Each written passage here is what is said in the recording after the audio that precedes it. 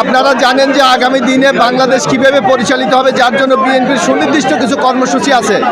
আমরা দেখেছি কলাপাড়া রাঙ্গামালির মানুষ আমাদের এই কর্মসূচি বা আগামী উন্নয়নের পরিকল্পনার প্রতি আকৃষ্ট হয়ে তারা ধানের শীষে প্রার্থীকে বিজয় করেছে।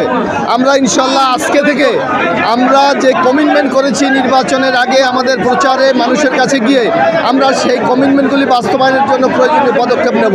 সবচেয়ে সুস্বাদু হালিম রাঁধুনি হালিম। হালিম হোক রাঁধুনি হালিম। হয়তো আমাদের সরকার গঠন করতে কিছুটা সময় লাগতে পারে, কিন্তু সরকার গঠন করার পরই পুরোদমে আমরা আমাদের কার্যক্রম শুরু করব। এবং আপনার মাধ্যমে আমরা কলাপাড়া রাঙ্গামালি মানুষকে কৃতজ্ঞতা জানাই, ধন্যবাদ জানাই। তারা আমাদের উপর আস্থা রেখেছে, আমাদেরকে বিজয় করেছে।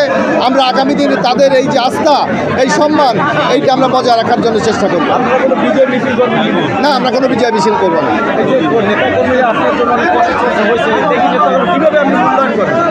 না, এগুলি হলো দলের একটা পলিসি আছে, কৌশল আছে।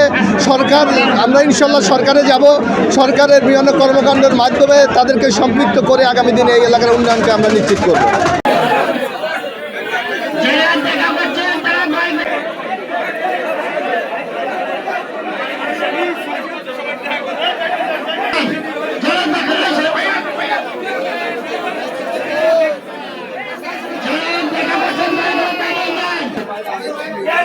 ভাই